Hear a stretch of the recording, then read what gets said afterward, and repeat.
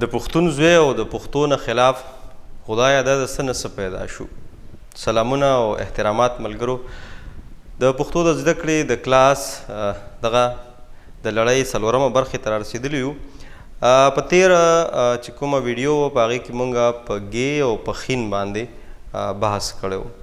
له دې وروستو د پښتو چې کوم یو توری بل پاتې کېږي نو هغه نون دی. په اردو کې ورته نون غنام وایي، په پښتو کې دا داسې لیکلی کېږي لاندې دا کړی چې کومه ده. د 1991 د باړګلې د املا تر مخه موږ چې به مخکې ډېر څیزونه داسې لیکل چې دا اواز به یې کوو نو هغه به موږ په نون او په ړې باندې لیکل. لکه د مثال په توګه که موږ کوڼ به لیکو نو داسې به هم لیکو، خو که کونړ به هم لیکو نو به هم داسې لیکو، یا موږ به رڼا لیکله نو هغه به موږ داسې لیکله. خو له دې وروستو چونکې زموږ سره دا یو ټکی شته چې دغه د 2 ټکو چې کوم اواز دی هغه هم دا یو ټکی کوي. نو موږ د هغې نه پس د 1991 نه پس چې کومه فیصله شوې هغه دا ده که کوڼ موږ لیکو هغه به داسې لیکو، که موږ بل دی رڼا لیکو هغه به داسې لیکو. همدغه شان نور ټکي دي لکه ورونه مخکې به داسې لیکلی کېدل. زموږ ډېر ملګري په غلطۍ سره یا پوهه نه دي یا اوس هم هغه څیزونه کوي لکه څنګه چې مخکې به موږ لیکل کول پخوانۍ املا چې کومه وه هغه استعمالوي، نو دا غلطه ده. اصل کې دا داسې دی. یا ورونه یا لکه په دې کې فایده څه ده؟ فایده دا ده چې ډېر ټکي داسې دي چې هغه یو شانتي اواز ورکوي. لکه موږ که دا لیکو داسې نو دا په اصل کې رنړا ده، رنړا.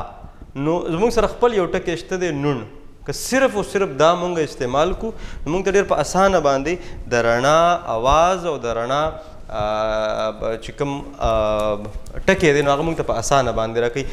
زما په خیال له دې وروستو بیا مونږ تر ټولو مهمه چې کوم د دې کلاس زه وګڼم چې مهمه برخه ده، ځکه چې زموږ ډېر ورونه ډېر پوهه خلک په میډیا کې هم ډېر ورونه داسې زموږ شته دی چې د پښتو میډیا کې کار کوي، هغوی هم په دې په استعمال باندې نه پوهېږي.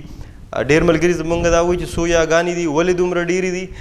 تر ټولو مهم کلاس زما په خیال ځان له یو کلاس پکار و، چونکې اوس خبره راغله نو نن موږ په 2 یاګانو باندې خبره کوو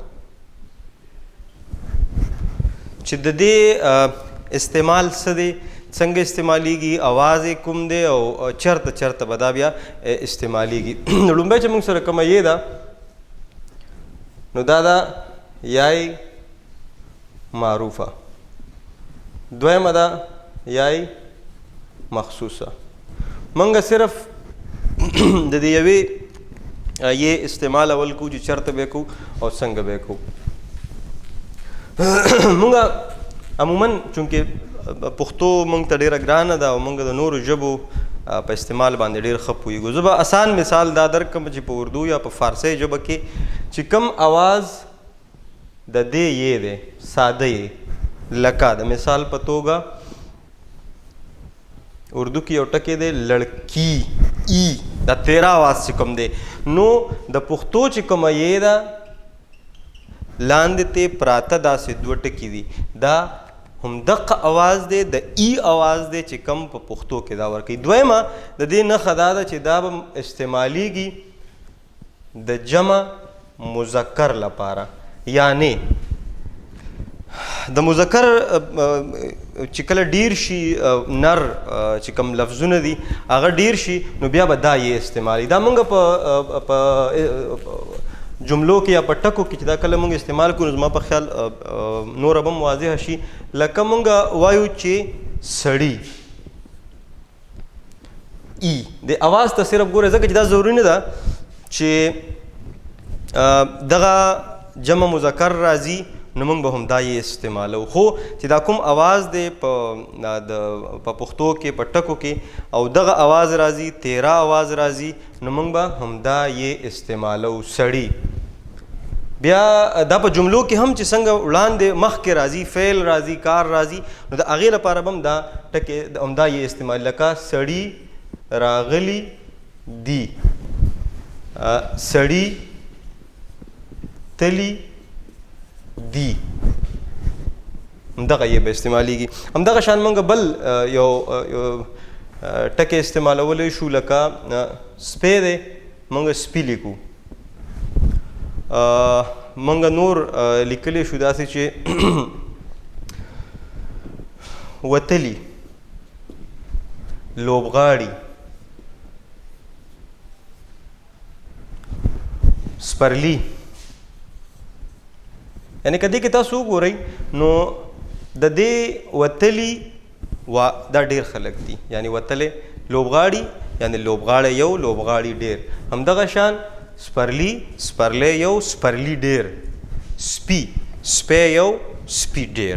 نو چې کوم ځای کې هم جمع مذکر لفظ راځي هلته به موږ دا یې استعمالو. بل تر ټولو مهم یو وارې بیا زه وایم چې دغه د اواز کومه خبره ده دا ټول نه مهمه دا ده چې کوم ځای کې د ای اواز راځي. څنګه چې ما مثال ورکو چې موږ یې دا یوه په اردو کې یا په فارسی کې استعمالو نو همدا یې ده چې په پښتو کې داسې به وي. په دې به بیا موږ خبره کوو چې دا ولې داسې ځکه چې مخکې موږ په پښتو کې داسې ساده یې استعمالوله، هیڅ ټکی به ورته نه خو هغې ډېر مشکل پیدا کړی و. هغې ولې پیدا کړی کله چې موږ د یاګانو دا کلاس ختم کړو هغې وروسته به بیا په دې راځو. نو د دې نه پس بله چې کومه یې ده هغه ده یای مخصوصه، یعنی چې کوم د لاندې باندې چې ورته موږ کوم دوه ټکي کوو دا. څنګه چې د دې نه مخکې چې کومه یې هغې ته موږ جمع مذکر ولیکل نو دا اصل کې په ډېرو وختونو کې د جمع مؤنث لپاره پکارېږي. لکه موږ وایو ښځه، ښځه یوه، خو چې کله دا ښځې شي نو دا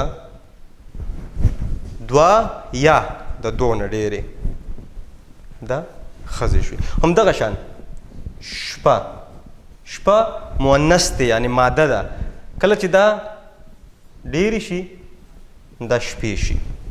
همدغه شان موږ پښه لیکو چې پښه ورته ډېر ځینې اخوا چې زمونږ کوم د قندارۍ لهجې ملګري دي هغوی ته پښه وایي، دا پښه ده. دا چې کله ډېرې شي نو بیا به دا پښې لیکلی کېږي. د ای نه پس چې کوم نرم آواز دی ای دا په اصل کې همدا یې ده. بیا دا یوازې په اسم کې یا په نومونو کې نه یا په یو ټکي کې نه، دا موږ چې په جملو کې کله راځي او دا استعمالو نو هم دغه شان به راځي. لکه څنګه چې موږ وختي ویلو کې سړي راغلي دي نو ګوره موږ وایو ښځې راغلې وې، یا شپې کړې وې، پښې ماتې شوې وې. بل لکه ګډې تړلې وې. یو دا په آخره کې چې کله دا یې راځي نو دا په اصل کې ماضي یادوي، یعنی یو کار چې کوم شوی دی او په آخره کې دا یې راغلله نو دا به ماضي وي. چې کله دا یې راشي دا به حال وي. په دې به بیا وروسته خبره کوو. صرف موږ په عمومي یو نظر پې اچو چې دا یې به موږ چرته استعمالو. نو دوه خبرې دي، دوه یاګانې دي، یا مخصوصه یا معروفه. مخصوصه جمع مذکر معروفه، مخصوصه یا مخصوصه چې کومه ده نو هغه جمع مؤنث، او یو د حال دپاره یو د ماضي لپاره. په حال او ماضي کې ډېر مه پرېږدئ فی الحال، خو اسانه نښه دا ده چې یو اواز دی تیرا ای، یو اواز دی ډېر لږ نرم ای. زما په خیال ډېر څیزونه بیا داسې دي چې هغه نور هم لږ غوندې خبرې پې کول غواړي. او بیا یو خبره بل هم په دې کې مهمه راځي، ویډیو غټیږي زه بخښنه غواړم، خو مهمه ده چې په هغې باندې یو څو خبرې صرف وکړو. دوه یاګانې مونږ یادې کړلې، معروفه او مخصوصه. دا په مینس کې هم راتلی شي، یوازې دا به په اخره کې نه راځي. لکه د مثال په توګه دوه ټکي، یو ټکی دی، یو لیکلی کېږي داسې، یو لیکلی کېږي داسې. یعنی داسې په یو کې داسې یې استعمال شوی بلکې داسې یعنی دا معروفه ده او دا مخصوصه ده. نو څنګه چې موږ د اواز خبره کړې وه کله چې په مینس کې هم دا راځي نو هم دا یې به استعمالي او دا د پښتو ځانګړتیا ده چې د دې سره د پښتو املا تر ډیره حده مکمله شوې هم ده چې په مینس کې هم یو یې راځي هغه خپل اواز ښیي لکه دا چې موږ وایو دا هیره ده هیره یا هیره چې سم ورته وایي دا هیره ده یعنی دا به نرم آواز ورکوي او دا هغه تیره آواز دی. نو د دې څیز هم یو خیال ساتل دی خصوصا موږ چې کله دا ټکي ډېر زیات استعمالو پېښور دا یو څیز بل دی خیبر داسې به لیکو که موږ داسې ولیکو دا خیبر دی لږ بې واضحه ولیکو داسې یا که موږ داسې ولیکو دا پیښور دی دا پیښور نه دی. نو د دې څیزونو باید موږ خیال وساتو چې په مینس کې هم دا یاګانې راځي نو هم هغه شانتي به وي لکه څنګه چې دا وړاندې استعمالیږي. نو همدې سره زموږ دغه د ویډیو چې کوم څلورمه برخه وه هغه هم پای ته رسي. هیله ده چې موږ غواړو چې ستاسو لخوا هم واورو نو تاسو کولی شئ چې د ویډیو لاندې په کمنټس کې خپل سوالونه پوښتنې یا وړاندیزونه تجویزونه موږ ته راکې. همدې سره ستاسو نه به غواړو اجازت په دې هیله چې را روانه ویډیو کې به موږ نوې خبرې او ستاسو لخوا چې کومې پوښتنې راپورته شوي د هغې جوابونه هم تاسو له درکو. مننه. ښاد آباد او خوشحاله اوسیږئ.